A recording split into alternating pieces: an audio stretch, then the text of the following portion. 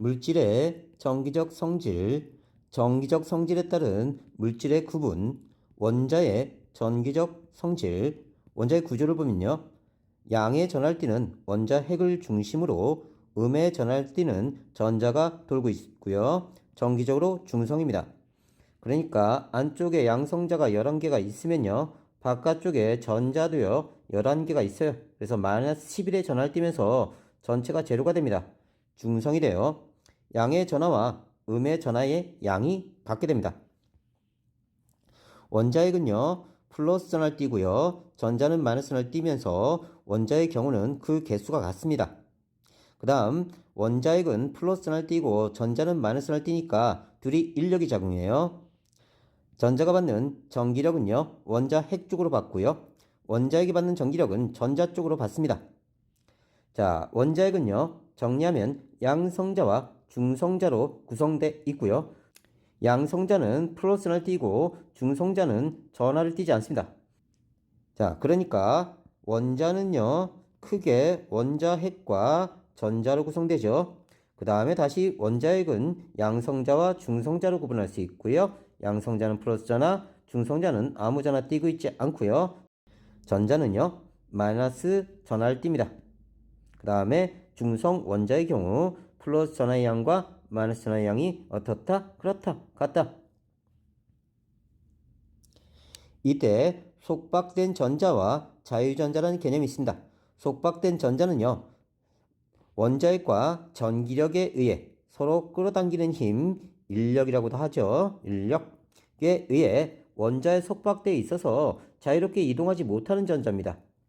자유전자는요. 속박된 전자가 원자 사이의 상호작용 또는 에너지를 얻어서 원자에서 떨어져 나와서 물질 내를 자유롭게 이동할 수 있는 전자를 우리가 자유전자라고 합니다.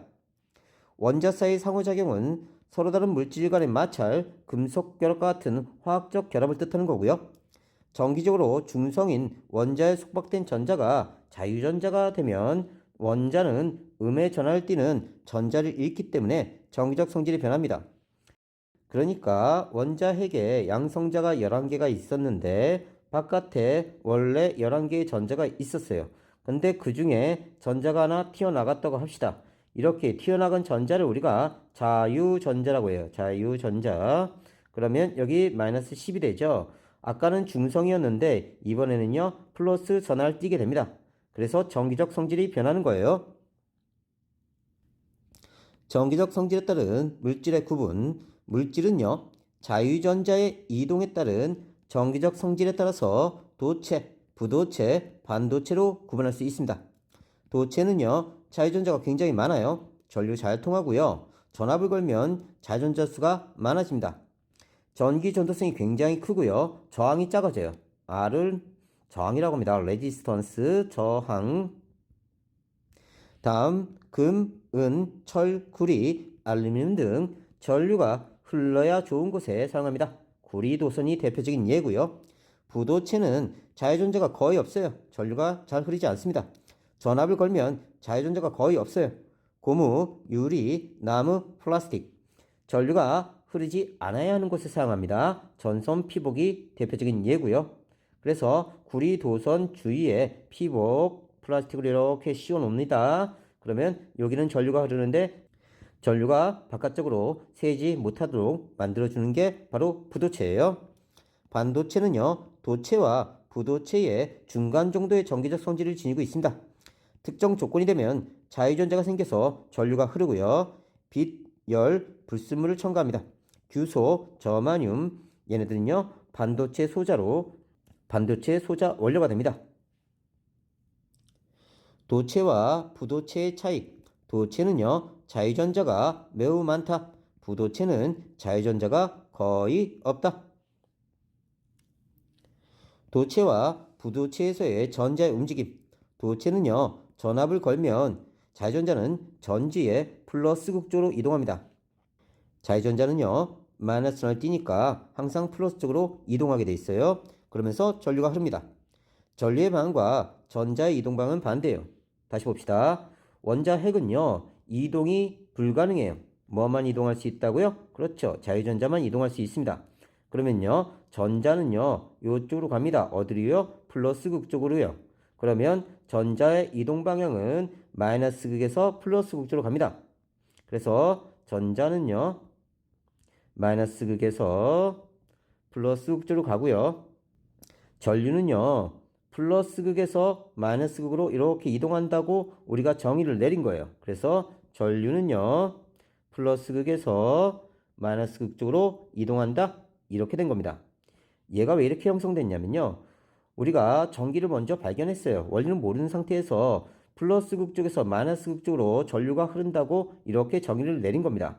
근데 최근에 밝혀진 사실에 의하면 사실은 마이너스 극에서 나온 전자가 플러스 극 쪽으로 가고 있는 걸 발견한 거예요. 근데 그동안 기록된 모든 책을 바꿀 수 없으니까 정의를 이렇게 내린 겁니다. 전자는 마이너스 극에서 플러스 극, 전류는 플러스 극에서 마이너스 극으로 흐른다. 이렇게 정의를 하는 겁니다. 다음 부도체는요, 전압을 걸어도 전자가 원자에 속박되어 있기 때문에 이동할 수 없어요. 그래서 전류가 잘 흐르지 않습니다. 그래서 원자에 속박된 전자는요, 이동할 수 없기 때문에 전류가 흐르지 않고 전구에 불이 들어오지 않습니다. 전기 전도성과 전기 전도도. 전기 전도성, 전류가 얼마나 잘 흐르는지 나타내는 성질이고요. 전기 전도도는요, 전기 전도성을 정량적으로 나타내는 물리량으로 자유전자와 이온의 양에 따라 결정됩니다. 부도체에서의 전자의 움직임, 부도체에 전압을 걸면요, 전자는 전지의 플러스 극조로 편향될 뿐 원자에 속박되어 있어서 이동할 수 없게 됩니다. 반도체의 전기적 성질. 반도체의 종류는요, 순수 반도체와 불순물 반도체가 있습니다. 순수 반도체는 불순물이 첨가되지 않은 순수한 반도체예요. 원자과 전자가 4개인 원소로만 이루어져 있습니다. 그래서 가장 바깥 전자가 4개인 원소로 구성되어 있습니다. 규소가 대표적인 예고요. 규소 저마늄은 순수 반도체예요. 불순물 반도체는 순수 반도체에 불순물을 첨가해서 전기적 성질을 변화시킨 반도체입니다. 이렇게 되면 전류가 더 잘 흐르게 됩니다. 순수 반도체에 불순물을 첨가하는 과정을 우리가 도핑이라고 해요. 순수 반도체에 불순물을 첨가했을 때 전자의 이동. 불순물 반도체는 순수 반도체, 규소 등 저마늄 등에 첨가하는 불순물의 종류에 따라 N형 반도체와 P형 반도체로 나눌 수 있습니다. 순수 반도체, N형 반도체, P형 반도체 이렇게 3가지로 나눌 수 있는데요. 순수 반도체에다가 원자과 전자 5개인 놈을 첨가하면 N형 반도체가 되고요. 순수 반도체에 원자과 전자 3개인 놈을 첨가하면 P형 반도체가 됩니다. 다시 봅시다. 순수 반도체, 원자과 전자가 모두 공결합을 하고 있어서 자유전자가 매우 적어요. 그래서 규소가 가장 바깥쪽 전자가 4개입니다. 그러면 그 주위의 규소도 가장 바깥 전자가 4개예요. 이쪽도 가장 바깥 전자 4개, 여기도 4개 하면서 이렇게 전자쌍을 4군데 공유하게 됩니다. 그래서 자유전자가 적어요. 전압을 걸어도 전자가 속박되어 있어서 전류가 잘 흐르지 않습니다. 전기 전도성이 낮아요. 반면에 N형 반도체는요, 규소에 원자과 전자 5개인 인을 첨가합니다. 그러면 4개의 전자가 공유결합을 하고요, 전자 1개가 남아요. 규소의 원자과 전자는 하나, 둘, 셋, 4개예요. 자, 그런데 인의 원자과 전자는요, 하나, 둘, 셋, 4개에다 5개가 됩니다. 얘가 자유전자로 돌아다녀요. 그러면 나머지 4군데는요, 다 이렇게 공결합하고 남은 전자가 하나 생기게 됩니다. 그래서 전압을 걸면요, 남은 전자는 자유전자가 되면서 전류가 흐르게 돼요. 다음 규소에 원자과 전자 3개인 붕소를 첨가하면요, 공결합에서 자유전자가 1개 부족해서 빈자리가 생깁니다. 전압을 걸면 전자가 빈자리를 채우면서 전류가 흐르게 돼요. 그래서 규소와 이렇게 3군데 공유결합을 합니다. 근데 붕소는요, 원자과 전자가 하나, 둘, 3개밖에 없어요. 그래서 한 군데가 이렇게 비게 됩니다. 그러면 이 빈 곳에 전자가 자유롭게 드나들 수 있게 만들어지는 거예요. 이걸 P형 반도체라고 합니다. 다시요. 순수 반도체에 원자과 전자 5개인 인 같은 놈을 공결합하게 되면 얘가 자유전자가 되고요. P형 반도체는 붕소같이 원자과 전자 3개의 놈을 공결합시키면요. 공간이 하나 만들어지면서 전자가 자유롭게 이동할 수 있게 되면서 전류가 잘 통하게 되는 겁니다. 반도체 소자의 제조, 지각의 대부분을 차지하는 규산형 가물에서 얻은 규소로 웨이퍼를 만들고요. 그 웨이퍼 위에 전자회를 그려서 반도체 소자를 만듭니다. 웨이퍼는 규소로 만든 기둥 모양을 얇게 자른 원판이에요. 반도체 소자의 특징과 활용, 반도체 소자는 반도체를 이용해서 만든 부품으로 전류 제어, 신호 증폭 및 스위치, 데이터 저장 등 정기적 신호를 처리하는 역할을 합니다. 다이오드, N형 반도체와 P형 반도체를 결합한 소자예요. 전류를 한 방향으로만 흐르게 하는 정류작용을 합니다. 그래서 자, 두 개를 접합합니다. P형 반도체와 N형 반도체를 이렇게 붙여놔요. 그러면요, 이쪽 방향으로는 전류가 흐르는데요. 반대 방향으로는 전류가 흐르지 못합니다. 그러면 이 회로에서 자, 교류를 입력했을 때 이렇게 전류는 흘러가고요. 반대 방향은 전류가 흘러가지 못합니다. 그러면 자, 교류가 이렇게 플러스 마이너스 왔다 갔다 할 때 이쪽은 통과되는데 이쪽은 통과 안 돼요. 그래서 얘 같은 경우는요. 교류를 직류로 만드는 역할을 해요. 다시 한번 봅시다. 전구가 있는데요. 한쪽 방향만 전류가 흐르면 이건 직류입니다. 자, 그런데 전류가 이렇게 갔다가 이렇게 갔다 왔다 갔다 할 수 있는 건 교류예요. 직류, 교류 모두 전구에 불은 들어옵니다. 얘를 물레방아라고 생각합시다. 자, 물이 한쪽으로 흘러도 물레방아 돌아갑니다. 물이 왔다리 갔다리 해도 물레방아 왔다리 갔다리 돌아가요. 자, 이런 원리입니다. 그래서 다이오드를 사용하면요. 교류가 왔다 갔다 하더라도 출력 전류는요. 한쪽 방향으로만 가게 됩니다. 그래서 교류를 직류로 만드는 과정. 이 과정을 우리가 정류작용이라고 해요. 정류작용. 정류작용은 교류를 직류로 만드는 겁니다. 자, 그래서 다이오드는요. 교류를 직류로 만드는 부품이에요. 충전기에 어댑터에 많이 들어있습니다. 발광 다이오드. 빛을 방출하는 다이오드란 뜻입니다. 라이트 에미팅 다이오드. 전류가 흐르면요. 빛이 방출되는 소자로 첨가하는 원소에 따라 방출되는 빛의 색이 다릅니다. 빛의 삼원색을 구현할 수 있어요. 그래서 레드, 그린, 블루 이렇게 세 개의 다이오드를 갖추면요. RGB 모두 불이 들어오면 백색광이 되고요. 레드와 그린을 합성할 수도 있고요. 그린과 블루를 합성할 수도 있습니다. 그래서 여러 가지 색을 다 표현할 수 있어요. 각종 영상 표시 장치, 디스플레이, 조명 장치 등이 다 LED를 사용합니다. 6위 발광 다이오드는요. 오가닉 라이트 에미팅 다이오드예요. 전류가 흐르면 유기물질 자체에서 빛이 방출되는 소자로 얇고 가벼운 특징이 있습니다. 얇아서 휘어지게 만들 수 있고요. 휘어지는 디스플레이 또는 조명 등에 사용합니다. 트랜지스터, N형 반도체와 고치세요. P형 반도체를 복합적으로 결합한 소자로 증폭작용, 스위치 작용을 하면서 소비 전력이 작습니다. 증폭작용은요, 전류나 전압을 더 크게 만드는 작용이고요. 스위치는요, 전류의 흐름을 제어할 수 있습니다. 전자제품의 성능 향상과 소형화를 가능하게 만들어준 거예요. 직접 회로는요, 매우 많은 트랜지스터나 다이오드 등을 하나의 칩으로 작게 만든 것이고요. 회로 사이 거리가 짧아서 신호를 빠르게 전달할 수 있습니다. 데이터를 처리하거나 저장하는 디지털 기기에 쓰고요. 참고로 트랜지스터는 PMP형, P형, N형, P형 결합한 거 MP, N형이 있습니다. 학교에서 자세히 하면 그때 설명할게요. 정류작용, 전류의 방향이 계속 바뀌는 전류를 교류라고 합니다. 그러니까 전구가 있는데요. 전류가 왔다 갔다 하면서 불이 들어오는 거예요. 전류의 방향이 한 방향인 전류를 직류라고 합니다. 전구가 있는데요. 전류가 한쪽 방향으로 흐르면서 빛을 발생시키는 겁니다.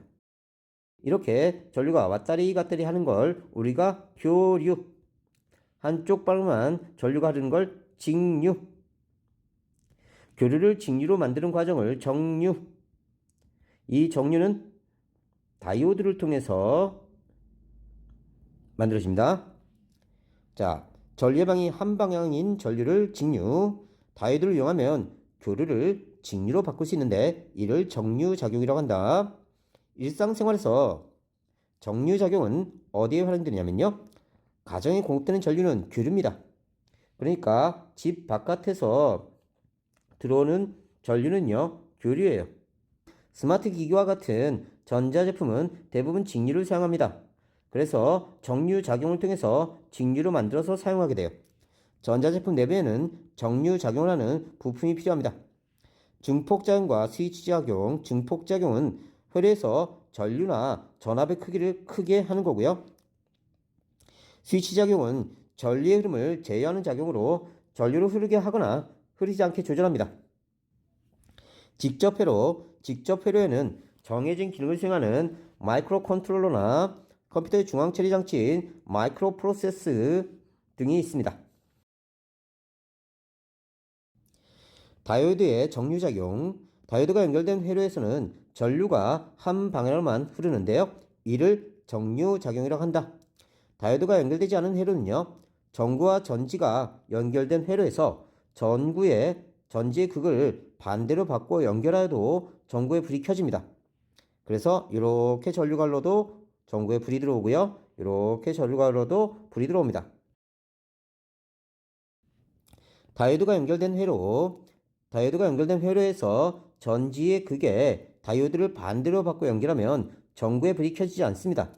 자, P형은요, 포지티브 플러스 극 쪽에 연결해야 되고요. N형은 네거티브 마이너스 쪽으로 연결해야 됩니다.